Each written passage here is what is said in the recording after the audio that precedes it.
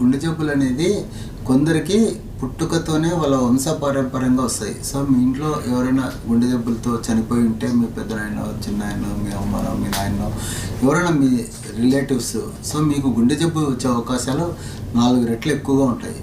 అలా కాకుండా కొందరిలో కొలెస్ట్రాల్ ఎక్కువ ఉంటుంది, ఫెమిలియల్ కొలెస్ట్రాలిమియా అంటారు. సో ఇటువంటి వాళ్ళలో ఈ గుండె జబ్బులు ఎక్కువ రావడానికి అవకాశం ఉంటుంది.